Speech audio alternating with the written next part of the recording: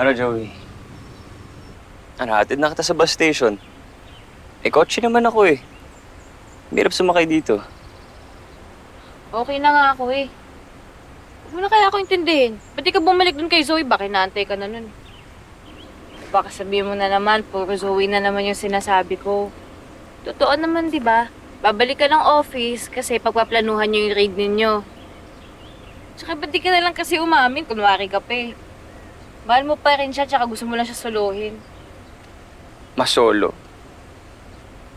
Tingin mo ba nakikipag-deal ako para mawala ka at masolo ko si Zoe? Yung problema sa'yo, napakahilig mong mag-assume. Nakita mo na hinalikan ako ni Zoe, eh tingin mo magiging kami na ulit. Alam nga naman naghalikan kayo para mag-break. At nandito ko lang naman, di ba, para sa tirada mo. Kung andyan pa si Zoe, edi hitting two birds with one stone. Tsaka huwag ka na mahiya. Mahal mo pa rin siya eh. Meron naman akong gustong makasama sa misyon na to at sa mga susunod pa, hindi yun si Zoe. Joey, ikaw yun. Kung pwede lang talaga eh.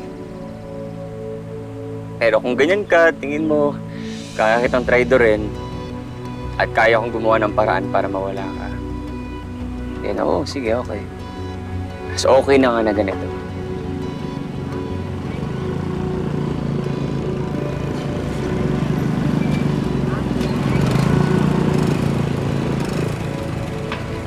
Sige, nandiyan yung tricycle mo.